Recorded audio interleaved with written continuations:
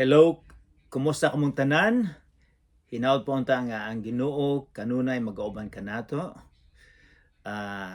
Kanunay kitang magauban tungod kay gikinahanglan nato siya.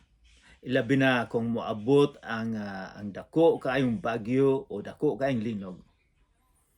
So kinahanglan magpaduol kita sa Ginoo. So daghang salamat nga kita makatuon gyapon sa pulong sa Dios nga maoy atong suga dinhi sa kalibutan.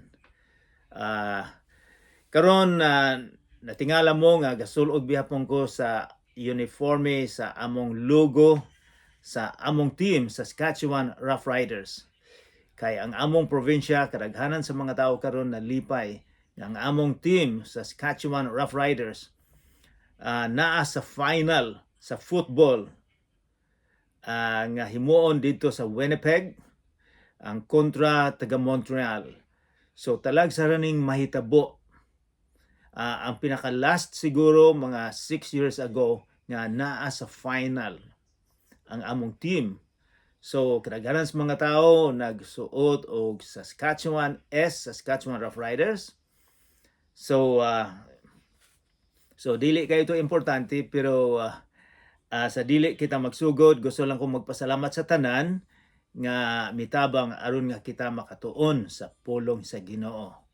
Dili na ko lisod kong makaingon sa tanan nga mitabang apan akong nebalo ko kung kinsay mitabang og daghang salamat kayo sa pagtabang.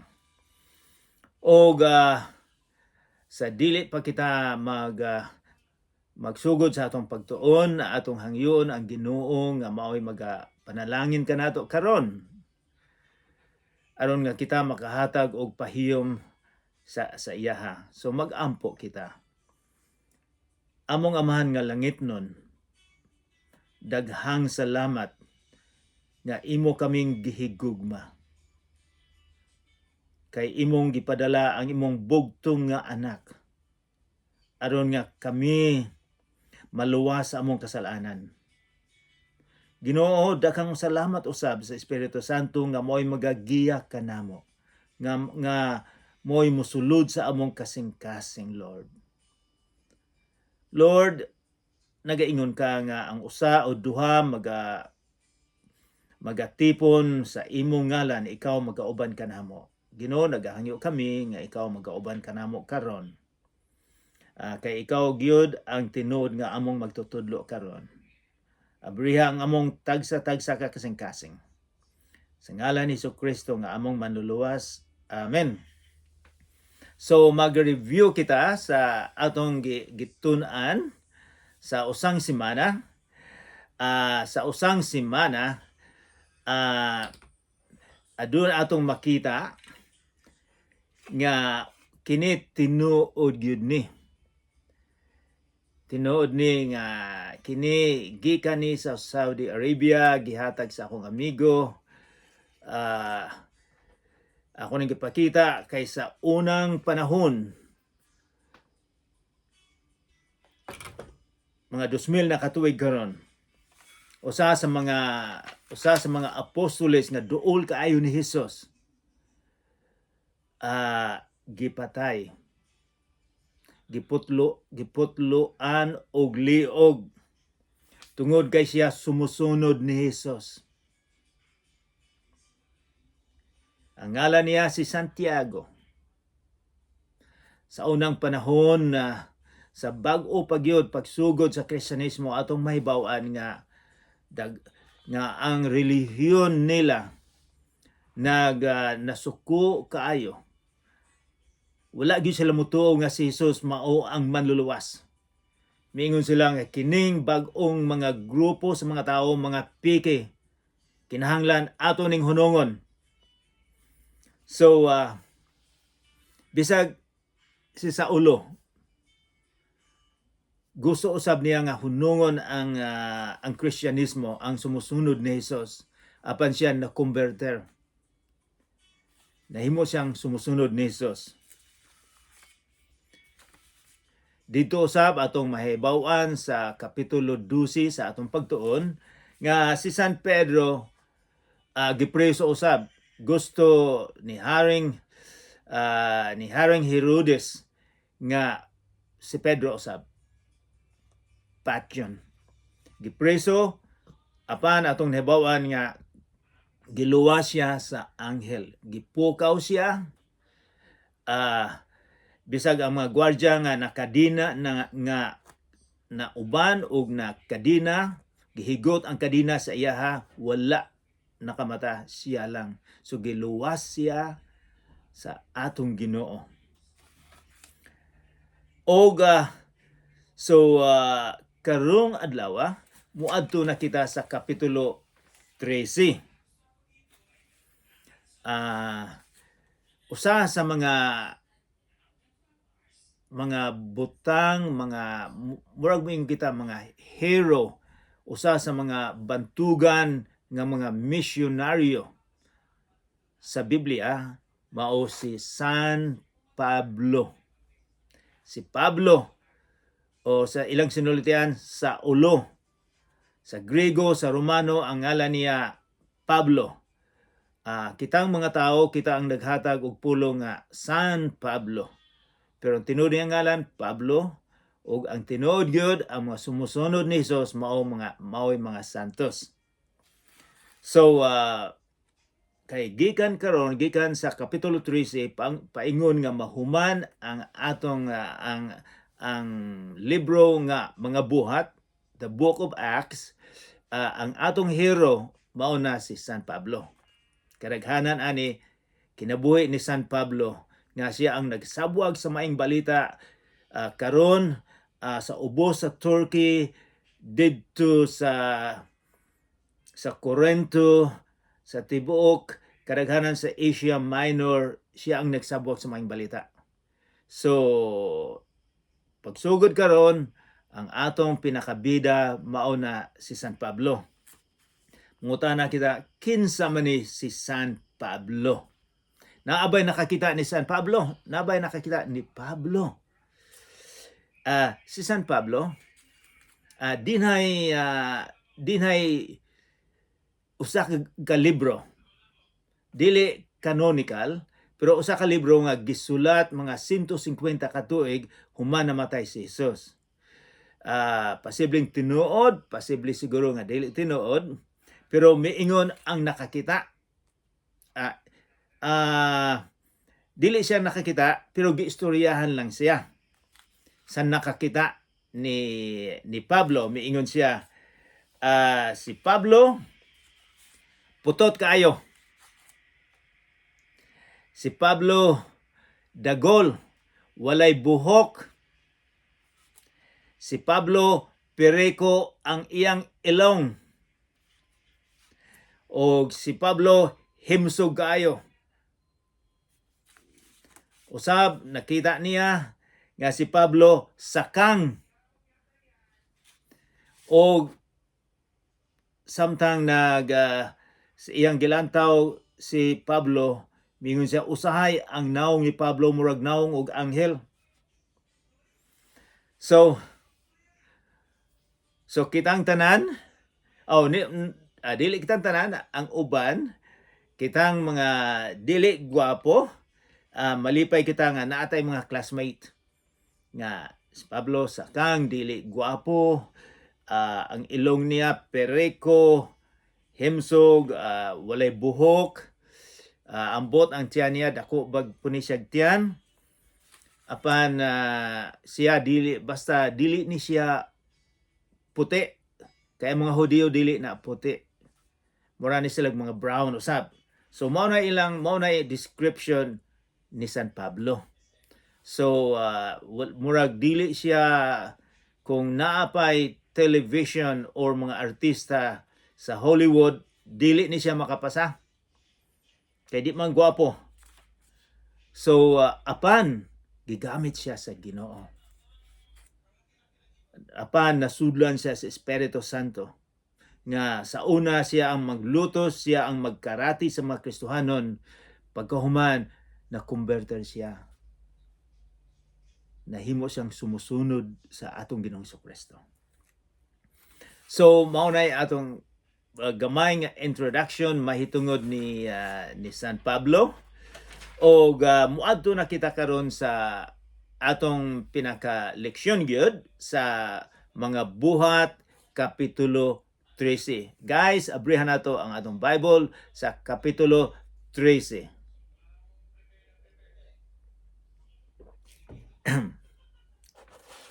Diba sa unang panahon, mao ni ilang Biblia. Usay sa usa ka Biblia nila magkatay sila, magpatay og mga 35 ka karnero ang panit ilang himuon. Karon dali na lang kaayo. So, abrihan nato ang atong Biblia sa kapitulo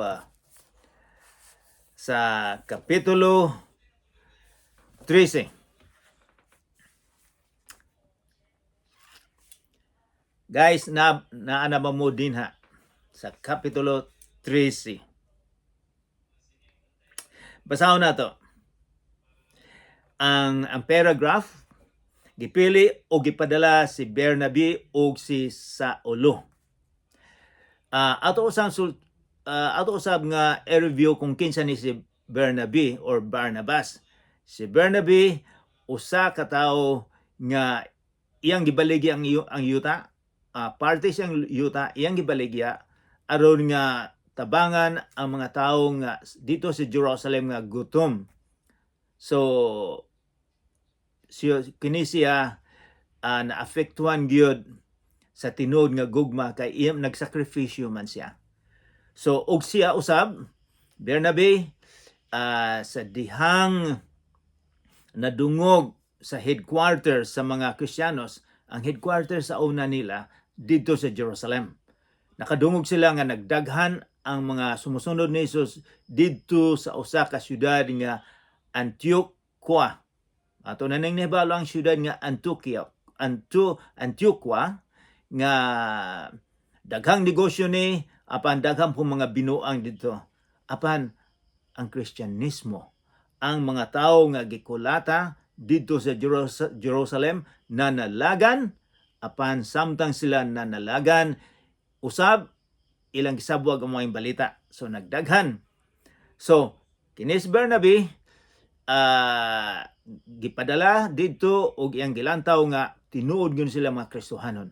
Nagdaghan, iya silang gitudluan, apan nagdaghan kayo, so miingon siya, dili nako kaya ang trabaho. So iyang gipangita si San Pablo. So nahimo na silang duha nga mga teachers, mga pangulo dito. Kay ang ilang mga leader, labi na si San Pablo, na train siya sa pinakabantugan nga rabbi, nga professor dito sa Jerusalem. So antigo ni siya. So pasahon nato ni verse 1, sa simbahan sa Antioquia, dihay mga propeta og mga magtutudlo nga si Bernabe, si Simeon nga gianggaan og Negro. Guys, kanang mga itom, dili maayo nga tawgon nato sila Negro. Kay sa unang panahon dili sa Amerika, ang Negro mga slaves. So dili maayong tawgon sila. Ato lang silang tawgon nga mga itom. Si Lucio nga taga Cyrene, ang Cyrene gikan ni sa Africa, sa Libya. Si Minaen nga namatuto uban ni Gobernador Herodes og si Saulo or Pablo. So kini sila ang posibleng mga leader sa dakong simbahan dito sa Antioquia. Unsa ilang gihimo? Usa ka adlaw ni ana, samtang nagsimba sila sa Ginoo ug nagpuasa, ningon kanila ang Espiritu Santo. Igahin alang kanako si Bernabe ug si Saulo, alang sa buluhaton nga maoy hinungdan sa pagtawag ko kanila. Unsa may mga importanteng pulong dinhi sa versikulo 2. Ang una, nagsimba sila, nagampo. Gusto nila nga mahibawan kung unsa ang plano sa Ginoo, unsa ang direksyon sa ilang simbahan. Atong gusto natong iklaro nga ang simbahan dili building, mga grupo sa mga tao. Mao nay simbahan.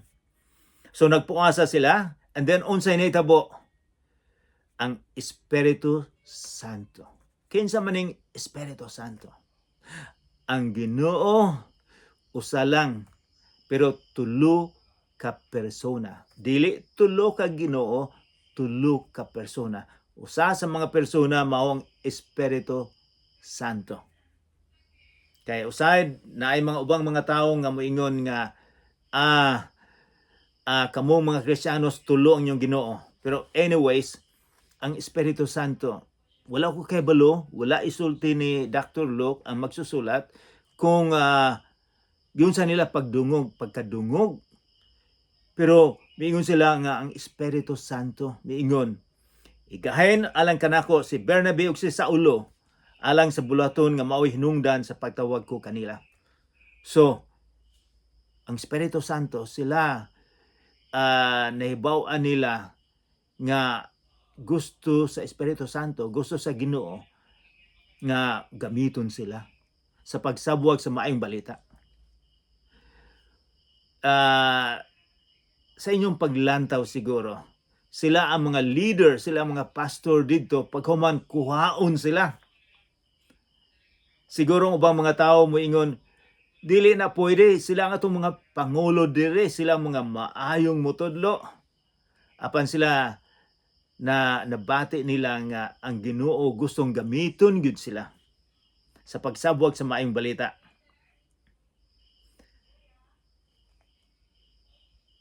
Busa, versikulo 3, busa nagpuasa sila ug nagampo ug gipandungan nila sa ilang makamot si Bernabe ug si Saulo ug unya ilang gipalakaw. So wala ta kay balo og pila ka adlaw after nga sila nagampo, apan gipandungan sila. Gipandungan, mura ba ni gi-bless, gipanalanginan sila. Pero ato giyong mahibawan nga ang nagpadala nila dili ang simbahan, kundi ang Ginoo, ang Espiritu Santo ang nagpadala kanila. Ikaw ug ako usab, gisugo kita nga isabwag ang maayong balita. Dili lang nga moingon ka moadto ko sa ubang lugar, pero isabwag nato sa atong mga igsuon, mga amigo nato, kung haing ka gatrabaho asa kang dapita, kung adunay panahon isabwag ang maayong balita. Unsa maning maayong balita? Isabwag maayong balita nga mao ba ni nga ang akong relihiyon mao'y makaluwas kanimo? Dili. Maayong balita nga si Jesucristo gipadala dinhi sa kalibutan aron nga sa pagluwas sa atong sala. Nga sa atong pagtuo o pagsalig, makabaton kita og kinabuhi nga walay katapusan. So mao nay maayong balita. Mao nay ilang gisangyaw may tungod sa atong Ginoong Jesucristo. Versikulo 4, busa minanduan sa Espiritu Santo. Naagi apong Espiritu Santo. Dili nato malimtan nga sa Acts chapter 1 verse 8, kapitulo 1 versikulo 8, nga ang si Jesus miingon nga isabwag ninyo ang maayong balita. So dinhi usab minanduan sa verse 4, minanduan sa Espiritu Santo. Si Bernabe ug si Saulo nangadto sa Seleucia o gikan didto milawig sila ngadto sa pulo sa Cyprus or Cyprus. Kini wala man sila motor sa unang panahon, layag lang. Siguro kung ang panahon maayo ang hangin na sa ilang likod, mga duha lang ni ka oras. So doon lang ning Cyprus. Gikan sa Seleucia, sa Nika Island, ug adunay gobernador didto. So miadto sila. Verse 5, sa pag-abot nila sa Salamis, mura ni siya Salamis, mura ni siya capital sa probinsya. Giwali nila ang pulong sa Dios sa mga sinagoga, sa mga Hudiyo. Kuyog kanila si Juan Marcos silbing katabang. So unsay ilang gihimo didto? Giwali nila ang pulong sa Dios. Giwali nila ang Biblia. Wala na may laing pulong karon nga atong makita kung dili sa Biblia lamang. So makita nato nga kining atong giingon nga mga santos, San Pablo. Dako gyud nilang pagsalig sa pulong sa Ginoo. Gaantos silag husto. Usahay ang ilang kinabuhi mamiligro aron lamang nga masangyaw ang maayong balita. So, ang pulong sa Dios ang ilang giuna ang simbahan sa mga sinagoga, simbahan sa mga Hudiyo. Og then may atong mahibawon dinhi kuyog kanila si Juan Marcos silbing katabang. Juan Marcos sa in English John Mark. Kinsa man ni si John Mark? Para atong mainumduman si John Mark, murag batan-on pa ni siya siguro. Atong mahibaw-an nga sa dihang gidakop si Jesucristo dito sa bukid sa Olivo, samtang nag-ampo sila, usa ka bata nga miuban ug dakpon unta siya. Apan nakadalagan. Ang iyang tapis, ang iyang habol nakuha, so nagdalagan siya nga naked. So mingon sila, mao to si John Mark. Ug kini si John Mark igtagsa or pag-umangkon ni Bernabe. Si John Mark murag balita nga ang inahan dato sila, dako sila balay sa Jerusalem. So usahay ang mga disipulo moadto didto magtigom. So og dinhi importante usab ni kaayo nga atong mahibawan nga si John Mark murag siya ay nakasugod nga si Bernabe o si San Pablo murag naglalis o ang relasyon na problema og jutay. So murag nag-una-una ta.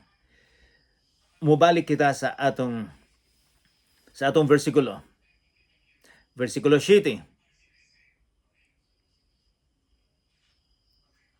Versikulo 6.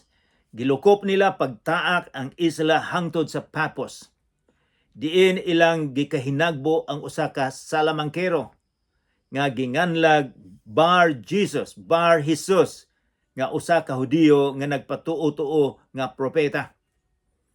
So, sa unang panahon daghang ngalan nga Jesus. Kining Bar Jesus bot ipasbot Bar anak ni Jesus. Dili ang atong Ginoo. Basta makapudungog mo pangalan nga Bar Jesus anak ni Jesus. Bar Timeos anak ni Timeos. Bar Rugrason wala day ngalan nga nana. So, and then verse 7. So, kining tawhana salamangkero. Nakakita na ba mo salamangkero? Nasa lamang ka ba ka? Karong panahon na daghang kaayong mga salamangkero. Mugamit sila sa internet, mugamit sa telephone, daghang mangingilad. Dito po sa unang panahon, daghan po ni sila. So, mato ta sa versikulo 7. Higala siya sa gobernador gobernador sa pulo nga si Sergio Paulo. Usa ka tawo nga hait ang salabutan. So ang gobernador ay bright kaayo. Hait ang salabutan. Gipatawag sa gobernador si Bernabe o si Saulo kay gusto niyang mamati sa pulong sa Dios. Nakadungog siya. O gusto niyang mahibaw-an unsa maning mensahe. Kinsa maning mga tawhana nga murag nakadungog naman siya nga naay mensahe, naay balita. So gusto niyang mahibaw-an unsa maning balita, unsa maning ilang gisabwag nga maayong balita. So gipatawag sila sa gobernador.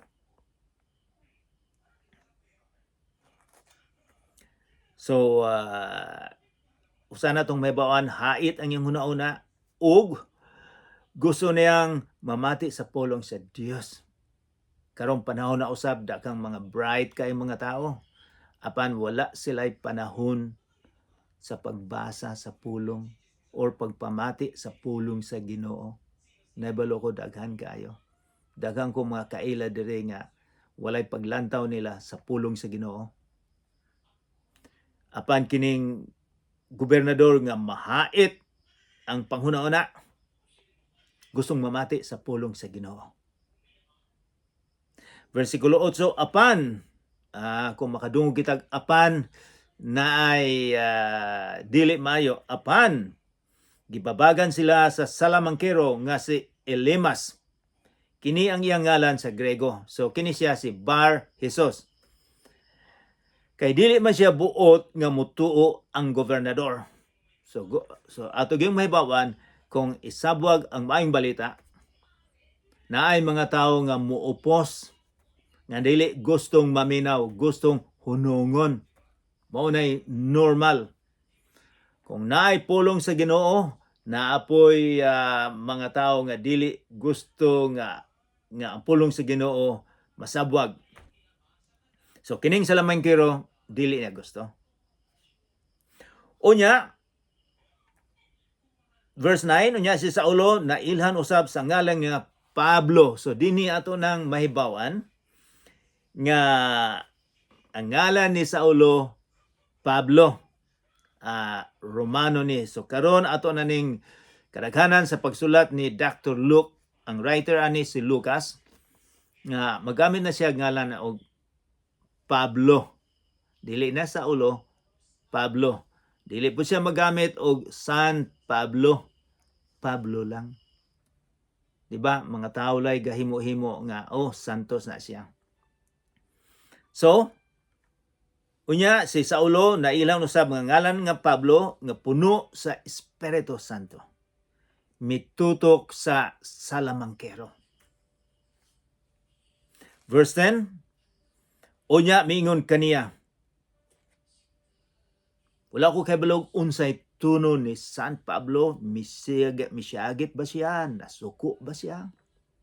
Miingon siya, anak sa yawa, kaaway ka sa tanang maayo, napuno ka sa tanang matang sa kadautan og limbong, og kanunay kang naninguha pagtuis sa kamatuoran sa Ginoo. Wow, hait kaayo ang pulong ni San Pablo. Nga si San Pablo, kung atong basahon, sige man siyang advice nga kinahanglan kita mga sumusunod ni Jesus nga kita mapainubsanon, mahigugmaon, dili daling masuko. Apan dinhi murag nasuko siya og husto. Naibalo ba ka ang atong Ginoong Kristo? Ginoo sa gugma, apan dinhay panahon usab nga nasuko siya sa mga relihiyoso nga mga pangulo dito sa Jerusalem. Iyang giingnan, kamo mga hipokrito, kamo pareha lang mo og mga sementeryo, mga pansyon nga puti kayo pinturahan sa guwa, apan sa sulod mga bukog. So usahay ang atong Ginoong Kristo mosulti usab. Kini si San Pedro, miyon siya, anak sa yawa,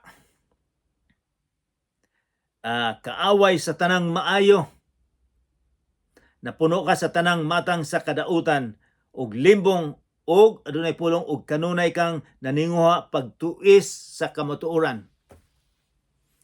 Kanang pulong pagtuis sa kamatuoran. Bisan sa atong kalibutan karon, daghang mga relihiyon nga ilang tuison ang kamatuoran. Kamatuoran sa Ginoo.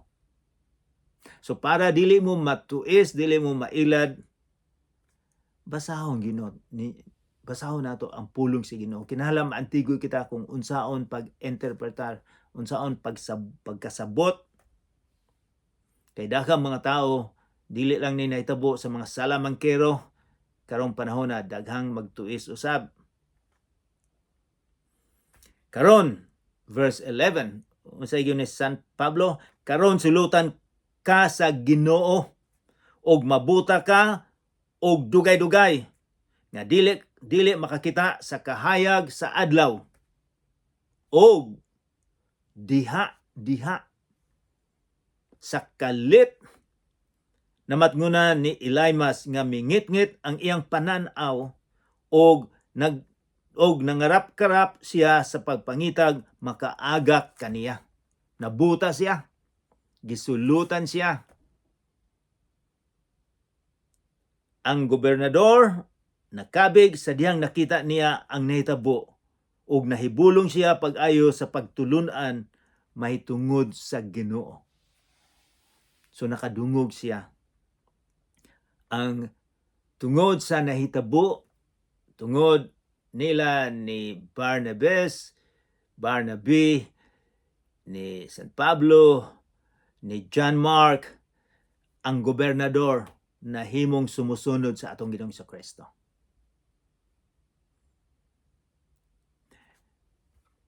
Dinhi usab, daghang usab nga mga tao nga moingon nga ang Ginoo gugma.